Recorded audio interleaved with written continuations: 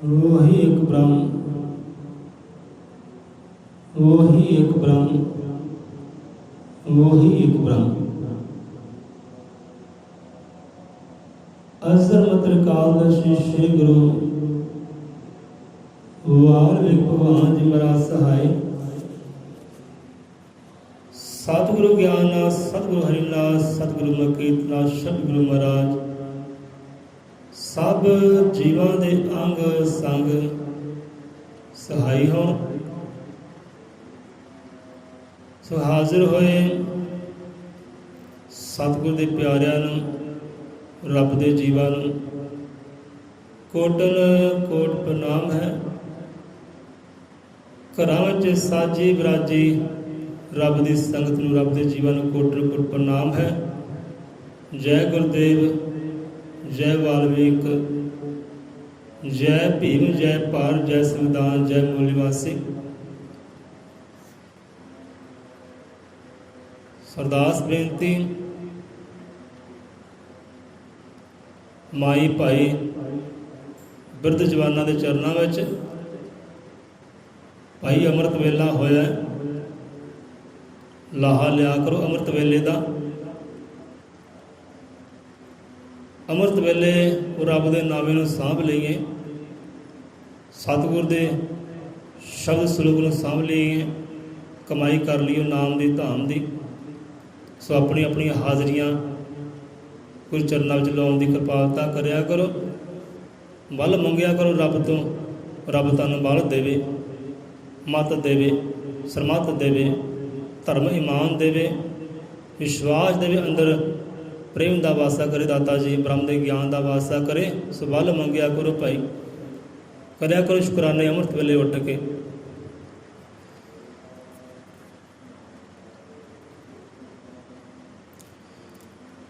सो विचार आ रही मन के अंदर,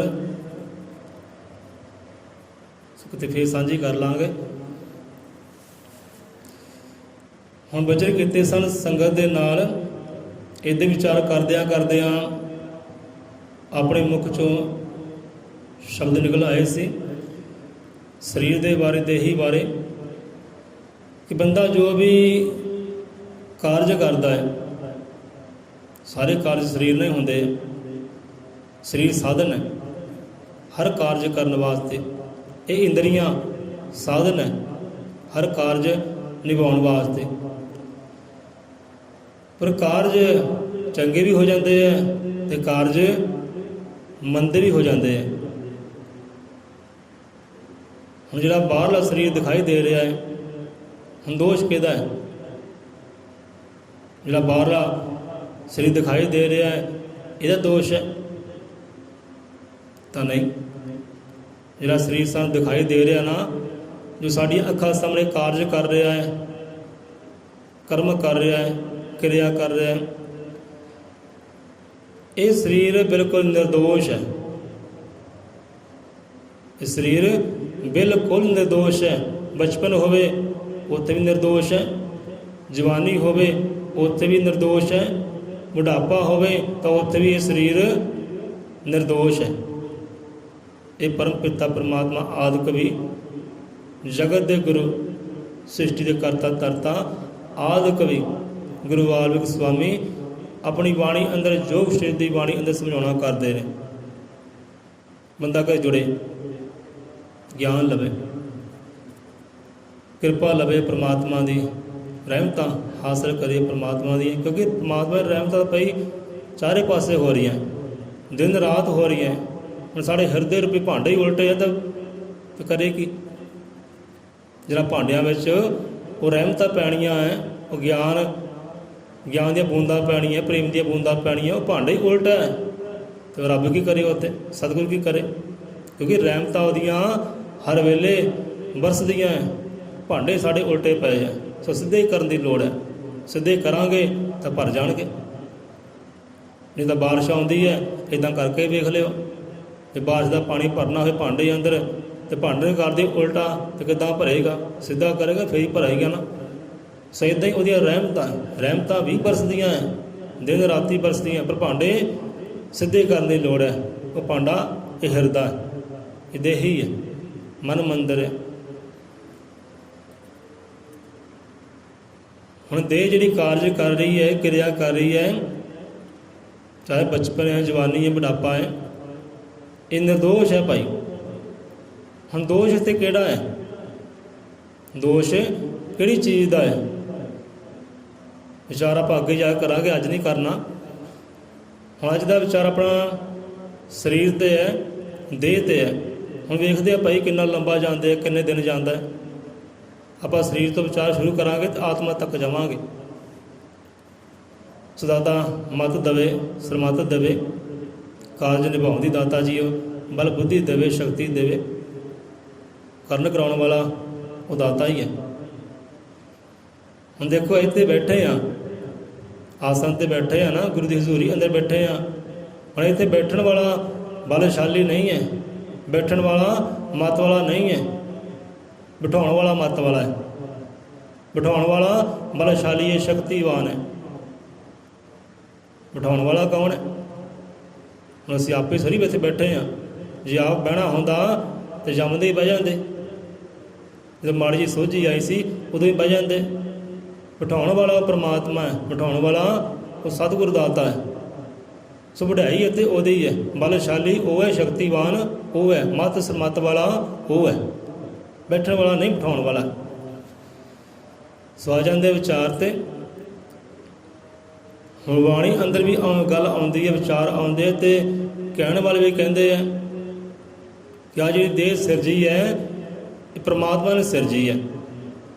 ਇਸ ਸਰੀਰ ਦੀ ਜਿਹੜੀ ਬਣਤ ਬਣਾਈ ਹੈ ਪਰਮਾਤਮਾ ਨੇ ਬਣਾਈ ਹੈ। ਕਹਿੰਦੇ ਪਰਮਾਤਮਾ ਦਾ ਹੁਕਮ ਹੋਇਆ ਫਰਿਸ਼ਤਿਆਂ ਨੂੰ, ਪਰਮਾਤਮਾ ਦਾ ਹੁਕਮ ਹੋਇਆ ਫਰਿਸ਼ਤਿਆਂ ਨੂੰ, ਜਾਓ ਭਈ ਧਰਤੀ 'ਤੇ ਜਾਓ, ਧਰਤੀ ਦੀ ਮਿੱਟੀ ਲੈ ਕੇ ਆਓ। ਤੋ ਮਿੱਟੀ ਲੈ ਕੇ ਕਹਿੰਦੇ ਫਰਿਸ਼ਤੇ ਪਰਮਾਤਮਾ ਕੋਲ ਗਏ, ਅਤੇ ਪਰਮਾਤਮਾ ਨੇ ਉਹ ਮਿੱਟੀ ਤੋਂ ਇੱਕ ਬੁੱਤ ਤਿਆਰ ਕੀਤਾ, ਇਨਸਾਨ ਦੀ ਬਣਤ ਬਣਾਈ, ਅਤੇ 70 ਸਾਲ ਕਹਿੰਦੇ ਬੁੱਤ ਬਣਾ ਕੇ ਰੱਖਿਆ, ਉਹਦੀ ਦੇਖ ਰੇਖ ਸੰਭਾਲ ਕੀਤੀ। ਅਤੇ 70 ਸਾਲਾਂ ਬਾਅਦ ਉਸ ਮਿੱਟੀ ਦੇ ਪੁਤਲੇ ਵਿੱਚ ਕਹਿੰਦੇ ਜਾਨ ਪਾਉਣੀ ਕੀਤੀ, ਆਪਣੀ ਜੋਤ ਆਤਮਾ ਪਾਉਣੀ ਕੀਤੀ, ਹੋਰ ਰਹਿਮਤਾਂ ਬਖਸ਼ਾਂ ਪਾਉਣੀਆਂ ਕੀਤੀਆਂ, ਅਤੇ ਖੜਾ ਹੋ ਗਿਆ ਬੁੱਤ। ਜਦੋਂ ਖੜਾ ਹੋ ਗਿਆ ਬੁੱਤ ਤੇ ਸਾਰੀ ਉਹਦੀ ਉਸਤਤੀ ਕਰਨ ਲੱਗੇ, ਉਹਦੀ ਪੂਜਾ ਕਰਨ ਲੱਗੇ, ਪੂਜਣ ਲੱਗ ਪਏ ਸਾਰੀ ਉਹਨੂੰ। ਅਤੇ ਜਿਹਨੇ ਨਹੀਂ ਪੂਜਿਆ ਉਹ ਬਣ ਗਿਆ ਸ਼ੈਤਾਨ, ਉਹ ਬਣ ਗਿਆ ਹੈਵਾਨ। ਪਰਮਾਤਮਾ ਨੇ ਖੁਦ ਕਹਿਣਾ ਕੀਤਾ ਕਿ ਇਹ ਖੁਦਾ ਹੈ ਤੁਹਾਡਾ, ਕਹਿੰਦੇ ਇਹ ਖੁਦਾ ਹੈ। ਫਰਿਸ਼ਤਿਆਂ ਨੂੰ ਕਹਿਣਾ ਕੀਤਾ ਅੱਜ ਅਸੀਂ ਤਿਆਰ ਕੀਤਾ ਹੈ ਨਾ ਬੰਦਾ, ਇਹ ਤੁਹਾਡਾ ਖੁਦਾ ਹੈ, ਇਹਨੂੰ ਖੁਦਾ ਮੰਨੋ। ਅਤੇ ਜਿਹਨੇ ਮੰਨਿਆ ਉਹ ਤਾਂ ਰੱਬ ਦੇ ਘਰ ਪ੍ਰਵਾਨ ਹੋ ਗਏ, ਅਤੇ ਜਿਹਨੇ ਨਹੀਂ ਮੰਨਿਆ ਉਹ ਹੈਵਾਨ ਹੋ ਗਿਆ, ਸ਼ੈਤਾਨ ਹੋ ਗਿਆ। ਹੁਣ ਬਾਣੀ ਅੰਦਰ ਇਹ ਗੱਲ ਆਉਂਦੀ ਹੈ ਕਿ ਇਹ ਦੇਹ ਆ ਇੱਕ ਪ੍ਰਿਥਵੀ ਹੈ, ਇੱਕ ਮਿੱਟੀ ਦਾ ਢੇਰ ਹੈ। ਮਿੱਟੀ ਦੇ ਢੇਰ ਅੰਦਰ ਪਰਮਾਤਮਾ ਨੇ ਇਹਦੇ 5 ਤੱਤ ਪਾਏ ਹੈ। 5 ਤੱਤਾਂ ਤੋਂ ਆਪਾਂ ਗੱਲ ਸ਼ੁਰੂ ਕਰਾਂਗੇ। ਦੇਹੀ ਦੀ, ਸਰੀਰ ਦੀ ਬਣਤ ਬਣਾਈ ਪਰਮਾਤਮਾ ਨੇ। ਹੁਣ ਬੰਦਾ ਕਿਤੇ ਬਹਿ ਕੇ ਵਿਚਾਰ ਕਰੇ, ਜੇ ਕੋਈ ਨਹੀਂ ਮੰਨਦਾ ਨਾ, ਨਹੀਂ ਇਹ ਤਾਂ ਮਾਈ ਬਾਪ ਦੀ ਕਰਨੀ ਹੈ, ਮਾਈ ਦੇ ਪੇਟ ਦੇ ਅੰਦਰ ਬੱਚਾ ਪਲਿਆ, ਦੇਹ ਬਣੀ ਹੈ, ਇਹ ਤਾਂ ਉਹਦੀ ਕਰਨੀ ਹੈ। ਜੇ ਬੰਦਾ ਕਹਿੰਦਾ ਹੈ ਨਾ ਪਰਮਾਤਮਾ ਦੀ ਕੋਈ ਕਰਨੀ ਨਹੀਂ ਹੈ, ਬੰਦੇ ਦੀ ਕਰਨੀ ਹੈ। ਹੁਣ ਬੰਦਾ ਵਿਚਾਰ ਕਰੇ ਕਿ ਜਦੋਂ ਬੱਚਾ ਗਰਭ 'ਚ ਹੁੰਦਾ ਹੈ ਕਿ ਮਾਂ ਨੂੰ ਖਬਰ ਹੁੰਦੀ ਹੈ ਜਾਂ ਪਿਤਾ ਨੂੰ ਖਬਰ ਹੁੰਦੀ ਹੈ ਅੰਦਰ ਕੀ ਕੁਝ ਹੋ ਰਿਹਾ, ਕਿੱਦਾਂ ਸ਼ੁਰੂਆਤ ਹੁੰਦੀ ਹੈ ਅਤੇ ਕਿੱਦਾਂ ਉਹ ਪੂਰਾ ਤਿਆਰ ਹੋ ਜਾਂਦਾ ਹੈ, ਪਤਾ ਹੀ ਨਹੀਂ ਲੱਗਦਾ। ਹੁਣ ਇਹੋ ਜਿਹੀਆਂ ਬੀਬੀਆਂ ਇਸ ਸੰਸਾਰ ਦੇ ਉੱਤੇ ਅੰਦਰ ਬੱਚਾ ਪਲ ਰਿਹਾ ਅਤੇ ਪਤਾ ਹੀ ਕੋਈ ਨਹੀਂ, ਖਬਰ ਕੋਈ ਨਹੀਂ। ਮਹੀਨਿਆਂ ਬਾਅਦ, 2 ਮਹੀਨਿਆਂ ਬਾਅਦ, 5 ਮਹੀਨਿਆਂ ਬਾਅਦ ਜਾ ਕੇ ਚੈੱਕਅਪ ਕਰਾਉਂਦੇ ਆ, ਸਕੈਨਿੰਗ ਕਰਾਉਂਦੇ ਆ, ਫਿਰ ਪਤਾ ਲੱਗਦਾ। ਡਾਕਟਰ ਲੋਕ ਕਹਿੰਦੇ ਕਿ ਹਾਂ ਵੀ ਅੰਦਰ ਬੱਚਾ ਪਲਿਆ ਪਿਆ, ਤੈਨੂੰ ਖਬਰ ਹੀ ਕੋਈ ਨਹੀਂ। ਤੋ ਕਿੱਦਾਂ ਹੁੰਦਾ ਹੈ? ਕਰਨ ਕਰਾਉਣ ਵਾਲਾ ਕੌਣ ਹੈ? ਪਰਮਾਤਮਾ ਹੀ ਹੈ ਨਾ। ਹੁਣ ਨਾ ਤਾਂ ਮਾਈ ਨੂੰ ਪਤਾ ਹੈ, ਨਾ ਬਾਪੂ ਨੂੰ ਪਤਾ ਹੈ ਹਾਂ ਵੀ ਅੰਦਰ ਹੋ ਕੀ ਰਿਹਾ ਹੈ, ਇਹ ਬਣਤ ਕਿੱਦਾਂ ਬਣ ਰਹੀ ਹੈ, ਉਹ ਕਿੱਦਾਂ ਮਾਸ ਬਣਦਾ, ਕਿੱਦਾਂ ਹੱਡੀਆਂ ਬਣਦੀਆਂ, ਕਿੱਦਾਂ ਨੱਕ ਬਣਦਾ, ਕਿੱਦਾਂ ਸਾਰੇ ਅੰਗ ਬਣਦੇ ਹੈ, ਕਿੱਦਾਂ ਉਹ ਹਰਕਤ ਕਰਦਾ ਹੈ, ਕਿੱਦਾਂ ਆਤਮਾ ਪੈਂਦੀ ਹੈ, ਖੁਰਾਕ ਕਿੱਦਾਂ ਪਹੁੰਚਦੀ ਹੈ, ਪਾਣੀ ਕਿੱਦਾਂ ਪਹੁੰਚਦਾ, ਪਤਾ ਹੀ ਕੋਈ ਨਹੀਂ। ਮਾਤਾ ਨੂੰ ਪੁੱਛ ਰਹੇ ਹਾਂ ਵੀ ਮਾਤਾ ਤੈਨੂੰ ਕੋਈ ਮਹਿਸੂਸ ਹੋ ਰਿਹਾ ਹੈ? ਤਾਂ ਪਤਾ ਕੋਈ ਨਹੀਂ। ਤੇ ਖਬਰ ਕਿਹਨੂੰ ਹੈ? ਉਹ ਪਰਮਾਤਮਾ ਨੂੰ। ਕਰਨ ਕਰਾਉਣ ਵਾਲਾ ਉਹੀ ਅੰਦਰ ਹੈ, ਉਹੀ ਹੈ। ਬਣਤ ਬਣਾਉਣ ਵਾਲਾ, ਘਟਨ ਘਟਾਉਣ ਵਾਲਾ ਉਹੀ ਹੈ। ਮਾਂ ਪਿਓ ਦਾ ਇੱਕ ਸਿਰਫ ਜ਼ਰੀਆ ਹੈ ਅਤੇ ਕਰਨ ਕਰਾਉਣ ਵਾਲਾ ਉਹੀ ਹੈ। ਜਿੱਦਾਂ ਮੰਨ ਲਓ ਕਿ ਪਰਮਾਤਮਾ ਨੇ ਸਾਨੂੰ ਸਵਾਸ ਦਿੱਤੇ ਹੈ, ਹਵਾ ਦਿੱਤੀ ਹੈ, ਵਾਯੂ ਦਿੱਤੀ, ਏਅਰ ਦਿੱਤੀ ਹੈ। ਪਰਮਾਤਮਾ ਨੇ ਦਿੱਤੀ ਹਵਾ ਅਤੇ ਜ਼ਰੀਆ ਇੱਥੇ ਕੌਣ ਹੈ? ਪਰਮਾਤਮਾ ਨੇ ਦਿੱਤੀ ਹਵਾ ਅਤੇ ਜ਼ਰੀਆ ਕੌਣ ਹੈ? ਕੌਣ ਹੈ ਭੈਣ ਜੀ ਜ਼ਰੀਆ? ਜ਼ਰੀਆ ਰੁੱਖ ਹੈ ਨਾ, ਜ਼ਰੀਆ ਉਹ ਤਾਂ ਰੁੱਖ ਹੈ। ਅਤੇ ਹਵਾ ਕੌਣ ਦੇ ਰਿਹਾ, ਸਾਨੂੰ ਸਵਾਸ ਕੌਣ ਦੇ ਰਿਹਾ? ਪਰਮਾਤਮਾ। ਤਾਂ ਆਪਾਂ ਕਹਿੰਦੇ ਨਹੀਂ ਰੁੱਖ ਦਿੰਦੇ ਆ, ਰੁੱਖ ਜ਼ਰੀਆ ਹੈ, ਦੇਣ ਵਾਲਾ ਉਹ ਪਰਮਾਤਮਾ ਹੀ ਹੈ। ਇੱਦਾਂ ਮਾਤਾ ਪਿਤਾ ਵੀ ਜ਼ਰੀਆ ਹੈ ਅਤੇ ਘਟਨ ਘਟਾਉਣ ਵਾਲਾ ਬੁੱਧ ਤਾਂ ਪਰਮਾਤਮਾ ਹੀ ਹੈ ਨਾ, ਉਹੀ ਹੈ। ਬਣਤ ਬਣਾਉਣ ਵਾਲਾ, ਸਿਰਜਣ ਵਾਲਾ, ਅੰਦਰ ਦੇਖ ਰੇਖ ਸੰਭਾਲ ਕਰਨ ਵਾਲਾ, ਰਿਜ਼ਕ ਵਸੀਲਾ ਕਰਨ ਵਾਲਾ ਉਹੀ ਹੈ। ਜਦੋਂ ਹੁੰਦੇ ਨੇ ਜਾ ਕੇ 4-5 ਮਹੀਨੇ ਅਤੇ ਫਿਰ ਜਾ ਕੇ ਹਰਕਤ ਕਰਦਾ ਹੈ। ਫਿਰ ਮਾਈ ਕਹਿੰਦੀ ਹਾਂ ਵੀ ਅੰਦਰ ਕੋਈ ਹਰਕਤ ਹੋ ਰਹੀ ਹੈ, ਮੈਨੂੰ ਮਹਿਸੂਸ ਹੋ ਰਿਹਾ। ਚੌਥੇ ਪੰਜਵੇਂ ਜਾ ਕੇ ਮਹੀਨੇ ਹਰਕਤ ਹੁੰਦੀ ਹੈ। ਫਿਰ ਡਾਕਟਰ ਵੱਲ ਦੌੜਦੇ, ਹਾਂ ਵੀ ਕੁਝ ਹੋ ਰਿਹਾ ਅੰਦਰ, ਚੈੱਕਅਪ ਕਰਾਈਏ। ਫਿਰ ਪਤਾ ਲੱਗਦਾ ਹਾਂ ਵੀ ਇਹ ਤਾਂ ਆਹ ਬਣਤ ਬਣਦੀ ਹੈ।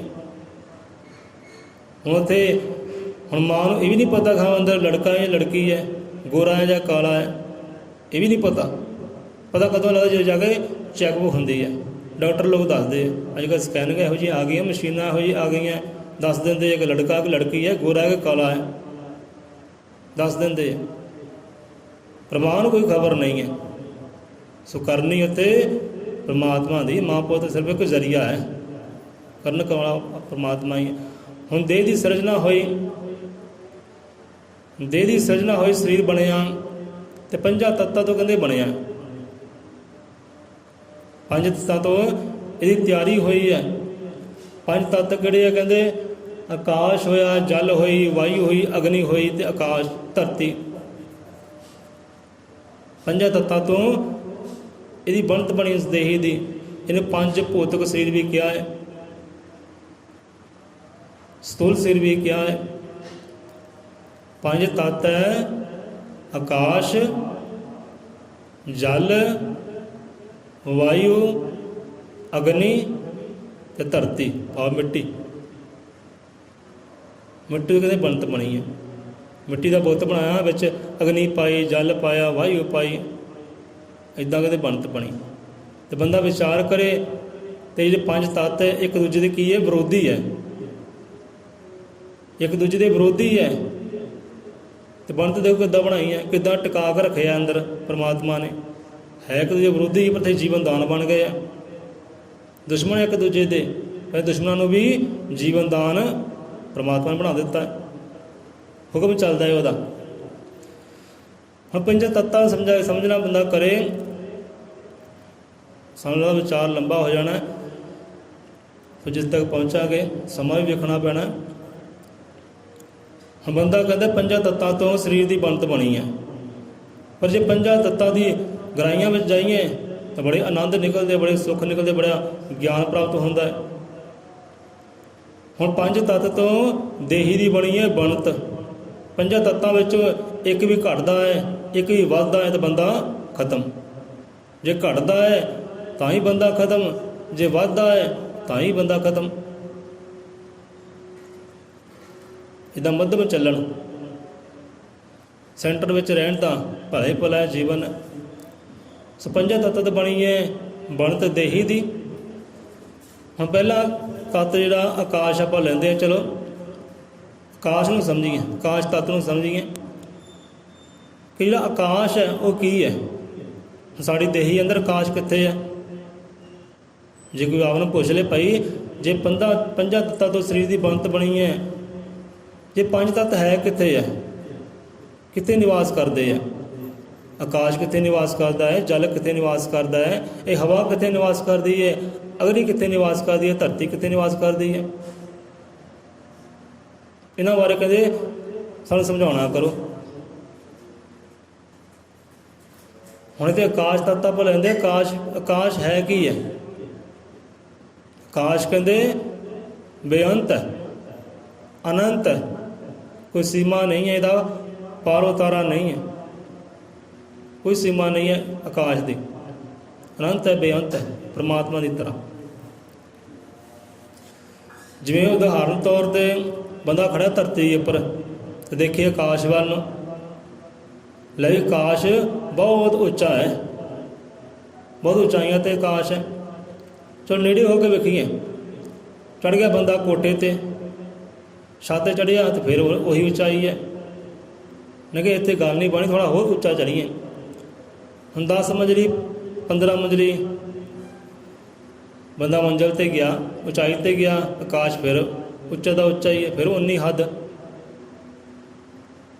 ਜੇ ਬੁਰਜ ਖਲੀਫਾ ਹੈ ਦੁਬਈ ਅੰਦਰ, ਬੁਰਜ ਖਲੀਫਾ 'ਤੇ ਬੰਦਾ ਚੜ੍ਹਿਆ, ਦੇਖਣ ਲੱਗਾ ਆਕਾਸ਼ ਨੂੰ, ਥੱਲੇ ਝਾਤੀ ਮਾਰੀ, ਉੱਪਰ ਝਾਤੀ ਮਾਰੀ, ਅਤੇ ਆਕਾਸ਼ ਤਾਂ ਫਿਰ ਉਨਾ ਹੀ ਉੱਚਾ ਹੈ, ਜਿੰਨਾ ਉੱਚਾ ਥੱਲੇ ਦਿਖਾਈ ਦਿੰਦਾ ਸੀ ਉਹਨਾਂ ਆਕਾਸ਼ ਫਿਰ ਉੱਚਾ ਹੈ। ਲਾਗੇ ਲੱਗਦਾ ਹੀ ਨਹੀਂ, ਨੇੜੇ ਜਾਪਦਾ ਕਿ ਹਾਂ ਵੀ ਨੇੜੇ ਆ ਗਏ ਆਪਾਂ। ਹੁਣ ਬੰਦੇ ਨੇ ਬਿਲਡਿੰਗ ਛੱਡੀ, ਉੱਚੇ ਚੁਬਾਰੇ ਛੱਡੇ, ਹੁਣ ਚੜ੍ਹ ਗਿਆ ਪਲੇਨ ਦੇ ਵਿੱਚ, ਜਹਾਜ਼ ਵਿੱਚ। ਹਾਂ ਵੀ ਅਸਮਾਨ ਦੀ ਹੱਦ ਨੂੰ ਵੇਖੀਏ, ਅਸਮਾਨ ਦੀ ਹੱਦ ਕੀ ਹੈ, ਅੰਤ ਕੀ ਹੈ, ਕਿੱਥੋਂ ਤੱਕ ਹੈ। ਹੁਣ ਜਹਾਜ਼ ਦੀ ਵੀ ਆਪਣੀ ਇੱਕ ਹੱਦ ਹੁੰਦੀ ਹੈ, ਉਹ ਵੀ ਹੱਦ ਚੱਲਦਾ ਹੈ, ਹੱਦੋਂ ਬੇਹੱਦ ਹੋ ਜਾਏ ਤਾਂ ਖਤਮ ਹੈ, ਸਿੱਧਾ ਥੱਲੇ ਆਏਗਾ, ਉਹ ਹੱਦ 'ਚ ਚੱਲਦਾ ਹੈ। ਜਹਾਜ਼ ਬੱਦਲਾਂ ਦੇ ਉੱਪਰ ਚੱਲਦਾ ਖੁੱਲ੍ਹੇ ਅਸਮਾਨ 'ਚ, ਉਸ ਤੋਂ ਉੱਪਰ ਵੀ ਆਕਾਸ਼ ਹੁੰਦਾ ਹੈ। ਇੱਦਾਂ ਜ਼ਿਆਦਾ ਜਿਵੇਂ ਆਕਾਸ਼ ਅਜੇ ਬਹੁਤ ਉੱਪਰ ਹੈ, ਹੱਦ ਹੀ ਕੋਈ ਨਹੀਂ, ਅੰਤ ਹੀ ਹੈ ਨਹੀਂ ਆਕਾਸ਼ ਦਾ ਕੋਈ। ਸੋ ਆਕਾਸ਼ ਬੇਅੰਤ ਹੈ, ਅਨੰਤ ਹੈ, ਕੋਈ ਸੀਮਾ ਨਹੀਂ ਉਹਦੀ, ਅੰਤ ਹੀ ਹੈ ਨਹੀਂ ਉਹਦਾ। ਅਤੇ ਪੂਰਾ ਜੋ ਖੰਡ ਹੈ, ਬ੍ਰਹਮੰਡ ਹੈ, ਸ੍ਰਿਸ਼ਟੀ ਹੈ, ਇਹ ਆਕਾਸ਼ ਦੇ ਅਧੀਨ ਚੱਲਦੀ ਹੈ। ਇਹ ਗੱਲ ਨੂੰ ਸਮਝਿਓ। ਜਿੰਨਾ ਸੰਸਾਰ ਹੈ ਨਾ, ਖੰਡ ਬ੍ਰਹਮੰਡ ਹੈ, ਇਹ ਸਾਰਾ ਆਕਾਸ਼ ਦੇ, ਅਸਮਾਨ ਦੇ, ਗਗਨ ਦੇ, ਉਸ ਸਕਾਈ ਦੇ ਅਧੀਨ ਹੈ, ਮੁਹਤਾਜ ਹੈ, ਗੁਲਾਮ ਹੈ। ਜੇ ਆਕਾਸ਼ ਹੈ ਤਾਂ ਕੁੱਲ ਕਾਇਨਾਤ ਸ੍ਰਿਸ਼ਟੀ ਹੈ, ਜੇ ਆਕਾਸ਼ ਨਹੀਂ ਤਾਂ ਕੁਝ ਵੀ ਨਹੀਂ। ਪੂਰਨ ਬ੍ਰਹਮੰਡ ਆਕਾਸ਼ ਦੇ, ਅਸਮਾਨ ਦੇ ਅਧੀਨ ਹੈ। ਸੋ ਆਕਾਸ਼ ਨੂੰ ਬਾਣੀ ਅੰਦਰ ਰਿਤ ਸਥਾਨ ਵੀ ਕਿਹਾ ਗਿਆ ਹੈ। ਜੋਗਸ਼ੀਰ ਦੀ ਬਾਣੀ ਪੜ੍ਹੋ ਨਾ, ਵਿਚਾਰੋ, ਕਿਤੇ ਸਾਰਾ ਸਮਝਾਇਆ ਗੁਰੂ ਵਾਲਮੀਕ ਮਹਾਰਾਜ ਜੀ ਨੇ।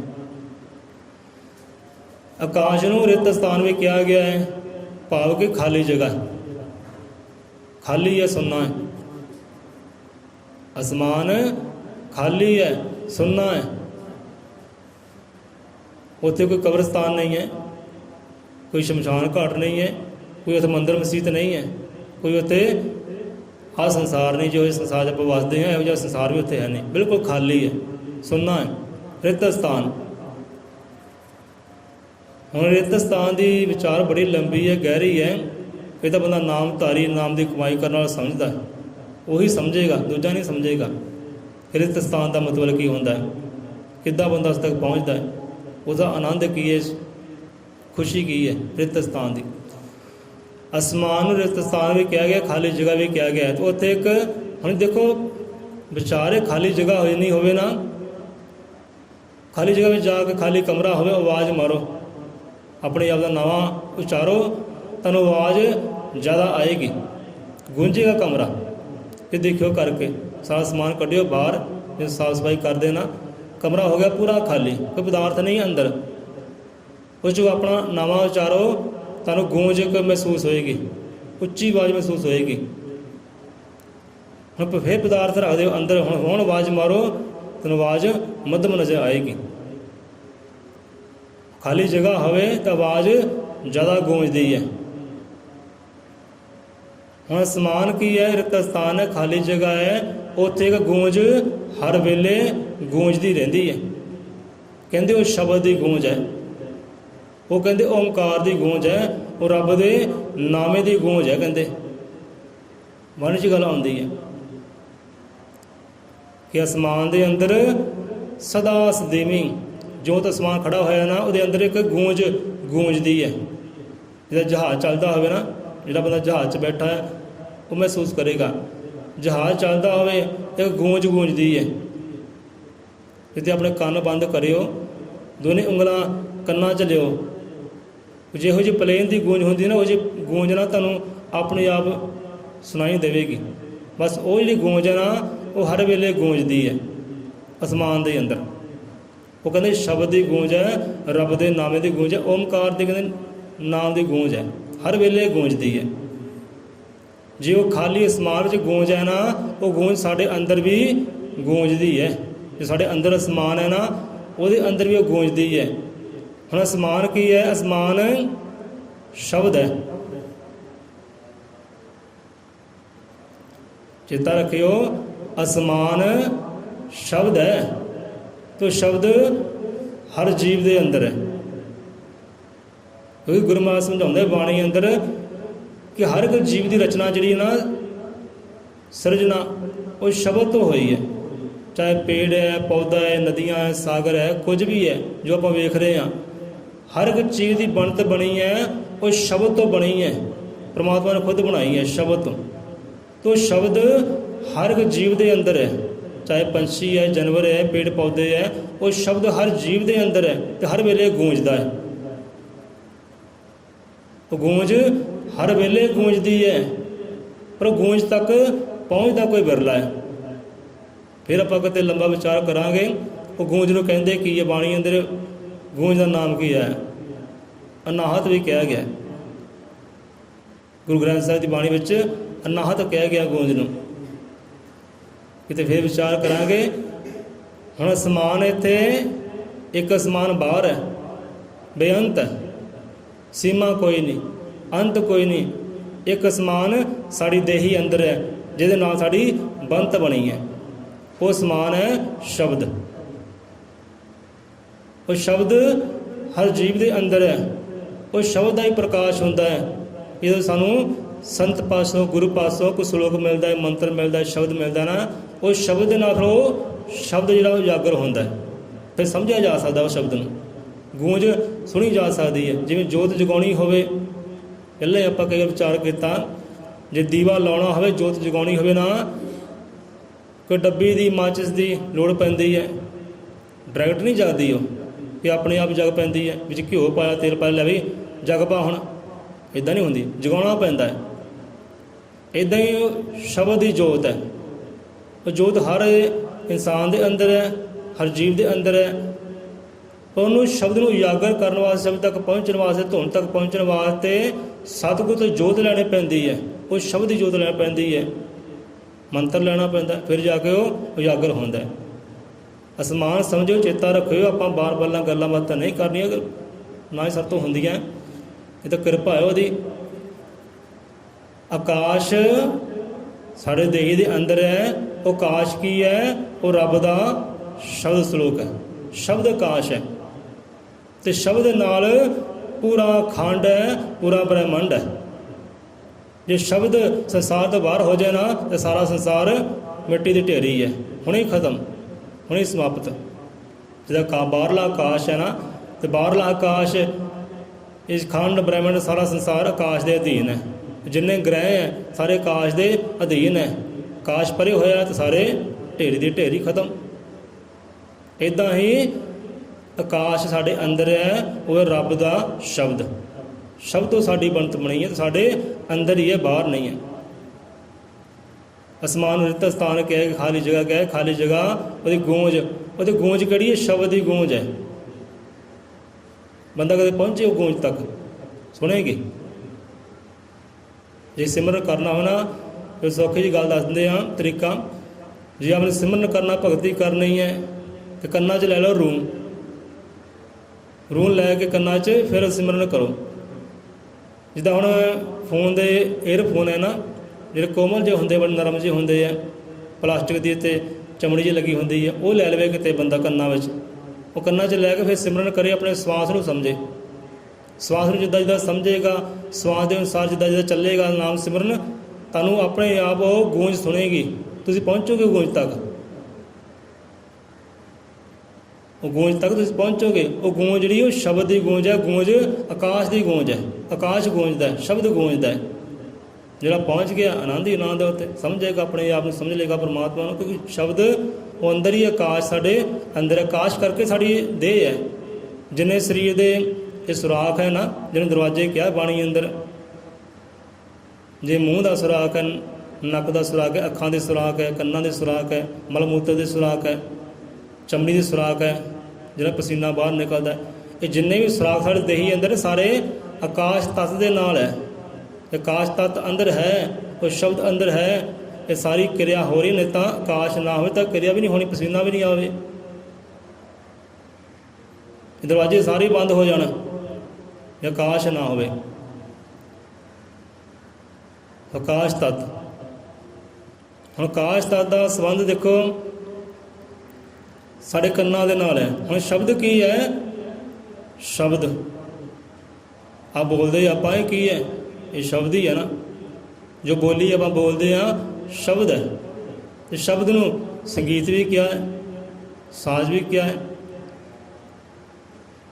ਹੁਣ ਜੋ ਸ਼ਬਦ ਹੈ ਇਹਦਾ ਸੰਬੰਧ ਕਿਹਦੇ ਨਾਲ ਹੈ? ਆਕਾਸ਼ ਦਾ ਸੰਬੰਧ ਕਿਹਦੇ ਨਾਲ ਹੈ? ਆਕਾਸ਼ ਕਿਹਨੂੰ ਨਿਰੰਤਰ ਕਰਦਾ ਹੈ, ਕਿਹਨੂੰ ਕਾਬੂ 'ਚ ਰੱਖਦਾ ਹੈ? ਜੋ ਕੰਨ ਸਾਡੇ ਹੈ, ਕੰਨਾਂ ਦਾ ਕੰਮ ਹੈ ਕੀ ਹੈ? ਸੁਣਨਾ, ਸ਼ਬਦਾਂ ਨੂੰ ਸੁਣਨਾ। ਹੁਣ ਜੋ ਸ਼ਬਦ ਹੈ, ਆਕਾਸ਼ ਹੈ, ਇਹ ਸਰਵਣ ਸ਼ਕਤੀ ਦਾ ਸੁਆਮੀ ਹੈ, ਮਾਲਕ ਹੈ। ਸਰਵਣ ਕਹਿੰਦੇ ਆ ਸੁਣਨ ਨੂੰ। ਜਦ ਆਪਾਂ ਕਹਿੰਦੇ ਲੈ ਵੀ ਬਾਣੀ ਸਰਵਣ ਕਰੋ, ਬਾਣੀ ਸੁਣੋ, ਸਰਵਣ ਕਹਿੰਦੇ ਨੇ ਸੁਣਨ ਨੂੰ। ਹੁਣ ਸਰਵਣ ਸ਼ਕਤੀ ਦਾ ਮਾਲਕ ਆਕਾਸ਼ ਹੈ, ਸ਼ਬਦ ਹੈ। ਸ਼ਬਦ ਭਾਵ ਕਿ ਆਵਾਜ਼, ਸੁਰ ਸੰਗੀਤ। ਤੇ ਸੁਰ ਸੰਗੀਤ ਆਪਾਂ ਕਿਹਦੇ ਨਾਲ ਸੁਣਦੇ ਹਾਂ? ਕੰਨਾਂ ਨਾਲ ਸੁਣਦੇ ਹਾਂ ਨਾ। ਤੇ ਗੂੰਜ ਵੀ ਕੰਨਾਂ ਨਾਲ ਸੁਣ ਹੋਣੀ ਹੈ। ਸੋ ਸਰਵਣ ਸ਼ਕਤੀ ਦਾ ਸੁਆਮੀ ਹੈ ਆਕਾਸ਼, ਸ਼ਬਦ। ਸੰਬੰਧ ਸਾਡੇ ਕੰਨ ਦੇ ਨਾਲ ਹੈ। ਕੰਨਾਂ ਅੰਦਰ ਸੁਰ ਜਾਂਦਾ ਹੈ, ਆਵਾਜ਼ ਆਉਂਦੀ ਹੈ ਤੇ ਸਮਝ ਆਉਂਦੀ ਹੈ, ਗਿਆਨ ਆਉਂਦਾ ਹੈ।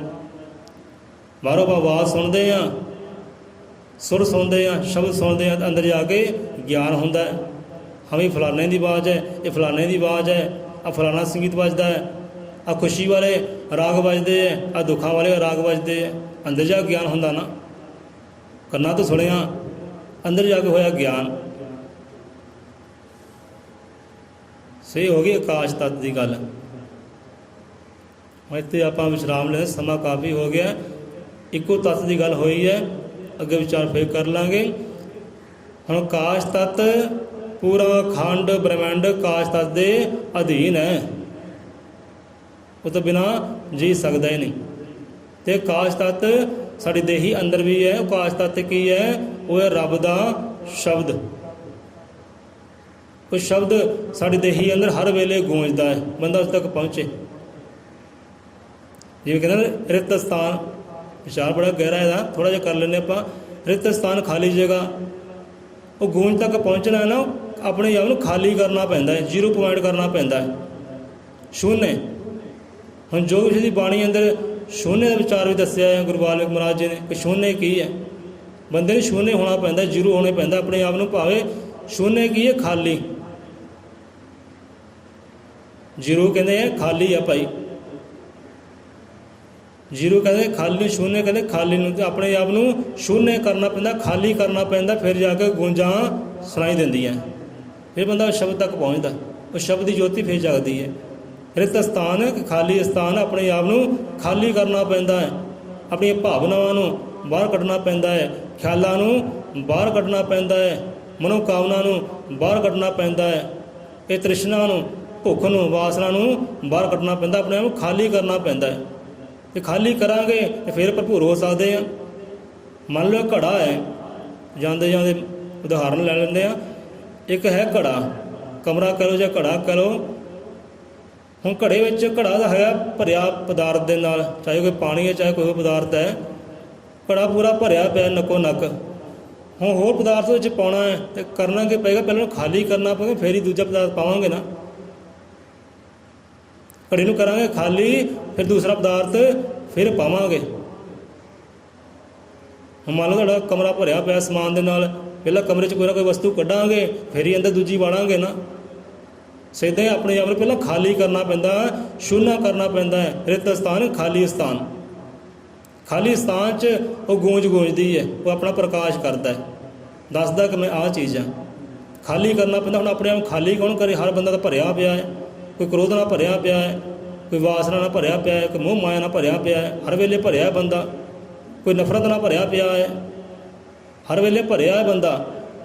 ਅਤੇ ਆਪਣੇ ਆਪ ਖਾਲੀ ਕਰਨਾ ਪੈਂਦਾ, ਫਿਰ ਜਾ ਕੇ ਗੂੰਜਾਂ ਸੁਣਾਈ ਦਿੰਦੀਆਂ। ਉੱਦਾਂ ਨਹੀਂ ਸੁਣਾਈ ਦਿੰਦੀਆਂ, ਹੈ ਅੰਦਰ ਹੀ ਹੈ। ਹੁਣ ਜੇ ਘੜਾ ਖਾਲੀ ਹੋਵੇ ਨਾ, ਉਹਨੂੰ ਟਣਕਾਓ ਤਾਂ ਜ਼ਿਆਦਾ ਗੂੰਜੇਗਾ, ਅਤੇ ਭਰ ਕੇ ਰੱਖੋ ਫਿਰ ਟਣਕਾਓ, ਉਹਦੀ ਆਵਾਜ਼ ਬੜੀ ਮੱਧਮ ਆਏਗੀ। ਖਾਲੀ ਜ਼ਿਆਦਾ ਗੂੰਜਦਾ ਹੈ। ਜਦੋਂ ਆਪਾਂ ਕਹਿ ਦਿੰਦੇ ਲਈ ਖਾਲੀ ਪਾਣਾ ਖੜਕਦਾ ਹੁੰਦਾ ਨਾ, ਇੱਦਾਂ ਹੀ ਆਪਾਂ ਕੰਮ ਤੇ ਆਪਣਾ ਕਾਰਜ ਕਰ ਰਹੇ, ਕਰਮ ਕਰ ਰਹੇ। ਸਾਡਾ ਭਾਂਡਾ ਹੋ ਗਿਆ ਖਾਲੀ। ਜੇ ਭਾਂਡੇ ਵਿੱਚ ਬਾਟੇ ਵਿੱਚ ਆਪਾਂ ਮਸਾਲਾ ਪਾਇਆ ਸੀ ਨਾ, ਭਾਂਡਾ ਹੋ ਗਿਆ ਖਾਲੀ। ਜਦੋਂ ਭਰਿਆ ਸੀ ਕੋਈ ਆਵਾਜ਼ ਨਹੀਂ ਸੀ ਕਰਦਾ, ਖਾਲੀ ਹੋ ਗਿਆ ਤਾਂ ਉਹ ਆਵਾਜ਼ ਜ਼ਿਆਦਾ ਕਰਨ ਲੱਗ ਪਿਆ। ਆਪਾਂ ਕਹਿਣਾ ਕੀਤਾ ਭਈ ਬੰਦਿਆ, ਇਹ ਦੱਸੀ ਹੈ ਖਾਲੀ ਭਾਂਡਾ ਖੜਕਦਾ ਕਿਉਂ ਹੈ ਯਾਰ? ਬੀਬੀਆਂ ਕਹਿੰਦੇ ਲੈ ਵੀ ਖਾਲੀ ਭਾਂਡੇ ਖੜਕਦੇ ਹੁੰਦੇ ਜ਼ਿਆਦਾ। ਬਸ ਇੱਦਾਂ ਹੀ ਆ। ਅਤੇ ਇਹੀ ਗੱਲ ਕਿਤੇ ਗੁਰੂ ਗਿਆਨ ਦੇ ਵੱਲ ਲੈ ਜੇ, ਭਾਈ ਖਾਲੀ ਭਾਂਡਾ ਖੜਕਦਾ ਕਿਉਂ ਹੈ? ਇੱਦਾਂ ਹੀ ਹੈ, ਆਪਣੇ ਆਪ ਨੂੰ ਖਾਲੀ ਕਰਨਾ ਪੈਂਦਾ ਹੈ, ਸ਼ੂન્ય ਕਰਨਾ ਪੈਂਦਾ, ਰਿਤ ਸਥਾਨ ਕਰਨਾ ਪੈਂਦਾ, ਫਿਰ ਜਾ ਕੇ ਗੂੰਜਾਂ ਸੁਣਾਈ ਦਿੰਦੀਆਂ। ਅਤੇ ਖਾਲੀ ਬੰਦਾ ਕਿੱਦਾਂ ਕਰੇ? ਗੁਰੂ ਦੀ ਰਹਿਮਤ ਤੋਂ ਬਿਨਾਂ, ਨਾਮ ਸਿਮਰਨ ਤੋਂ ਬਿਨਾਂ, ਭਗਤੀ ਤੋਂ ਬਿਨਾਂ ਆਪਣੇ ਆਪ ਖਾਲੀ ਉਹ ਕਰ ਸਕਦਾ ਹੀ ਨਹੀਂਗਾ। ਹਰ ਵੇਲੇ ਭਰਪੂਰ ਰਹੇਗਾ ਮਾਇਆ ਦੇ ਨਾਲ, ਮੋਹ ਦੇ ਨਾਲ, ਨਫ਼ਰਤ ਦੇ ਨਾਲ, ਘਿਰਨਾ ਦੇ ਨਾਲ। ਸੋ ਖਾਲੀ ਕਰਨਾ ਪੈਂਦਾ ਭਾਈ। ਜੇ ਗੂੰਜ ਸੁਣਨੀ ਹੈ ਨਾ, ਖਾਲੀ ਕਰਨਾ ਪੈਣਾ। ਸਾਰੇ ਵਿਚਾਰ ਬਾਹਰ ਕੱਢ ਕੇ ਮਾਰਨੇ ਪੈਣੇ, ਚਿੰਤਾਵਾਂ ਪਰੇਸ਼ਾਨੀਆਂ ਬਾਹਰ ਰੱਖਣੇ ਪੈਣੀਆਂ। ਖਾਲੀ ਕਰਾਂਗੇ ਫਿਰ ਹੀ ਅੰਦਰ ਭਰਾਂਗੇ, ਉਹਦਾ ਭਰੇਗਾ ਨਹੀਂ। ਸੋ ਇੱਥੇ ਆਪਾਂ ਵਿਸ਼ਰਾਮ ਲੈਂਦੇ ਹਾਂ। ਸਾਡੀ ਦੇਹੀ ਅੰਦਰ ਆਕਾਸ਼ ਹੈ, ਉਹ ਆਕਾਸ਼ ਸ਼ਬਦ ਹੈ, ਹਰ ਵੇਲੇ ਗੂੰਜਦਾ ਹੈ। ਅਤੇ ਸ਼ਬਦ ਕੀ ਹੈ? ਸ਼ਬਦ ਗੂੰਜ ਹੈ, ਇੱਕ ਸੁਰ ਹੈ, ਇੱਕ ਸੰਗੀਤ ਹੈ। ਇਹ ਸੰਬੰਧ ਸਾਡੇ ਕੰਨਾਂ ਦੇ ਨਾਲ ਹੈ। ਸੋ ਕੰਨਾਂ ਦਾ ਸੁਆਮੀ ਆਕਾਸ਼ ਹੈ, ਸ਼ਬਦ ਹੈ। ਬੋਲੇ ਸੋ ਨਿਰਭੈ ਅਜ਼ਰ ਮਤਿ ਕਾਲਦਰਸ਼ੀ ਸ੍ਰਿਸ਼ਟੀ ਕਰਤਾ ਵਾਲਮੀਕਿ ਦਇਆਵਾਨ ਜੀ ਕੀ ਜੈ। ਸੰਤਾਂ ਭਗਤਾਂ ਕੀ ਜੈ। ਸਤਿਗੁਰ ਦੇ ਸ਼ਰਧਾਲੂਆਂ ਦੀ ਸਦਾ ਸਦਾ ਸੰਸਾਰ ਚੋਂ ਜੈ। ਸੋ ਜਾਂਦੇ ਜਾਂਦੇ ਅਰਦਾਸ ਬੇਨਤੀ ਫਿਰ ਕਰਦੇ ਆ ਭਾਈ, ਨੌਜਵਾਨਾਂ ਦੇ ਚਰਨਾਂ ਵਿੱਚ, ਮਾਈ ਭਾਈਆਂ ਦੇ ਚਰਨਾਂ ਵਿੱਚ। ਭਾਈ ਧਰਮ ਸਥਾਨ ਤੁਹਾਡਾ ਹੈ, ਤੁਹਾਡੇ ਗੁਰੂ ਦੀ ਦਰਗਾਹ ਹੈ, ਜਗਤ ਗੁਰੂ ਵਾਲਮੀਕਿ ਭਗਵਾਨ ਦੀ ਮਹਾਰਾਜ ਦਰਗਾਹ ਹੈ। ਆਇਆ ਕਰੋ, ਜੁੜਿਆ ਕਰੋ ਕਿਤੇ ਗਿਆਨ ਦੇ ਨਾਲ, ਤਾਂ ਜੋ ਅੰਦਰ ਸੋਝੀ ਆ ਸਕੇ, ਸਤਿਗੁਰੂ ਦੇ ਨਾਲ ਮਨ ਬਿਰਤੀਆਂ ਜੁੜ ਸਕੇ, ਉਹ ਰੱਬ ਦੇ ਨਾਲ ਮਨ ਦੀਆਂ ਬਿਰਤੀਆਂ, ਮਨ ਦੀ ਲਿਵ ਜਿਹੜੀ ਜੁੜ ਸਕੇ, ਆਪਣੇ ਆਪ ਨਿਖਾਰ ਸਕੀਏ, ਸਵਾਰ ਸਕੀਏ। ਚਰਨ ਪਾਇਆ ਕਰੋ ਦਰਗਾਹ ਦੇ ਅੰਦਰ, ਤੁਹਾਡਾ ਜੀਵਨ ਵੀ ਮੁਬਾਰਕਬਾਦ ਹੋ ਜਾਏ, ਵਧਾਈਆਂ ਦਾ ਪਾਤਰ ਹੋ ਜਾਏ।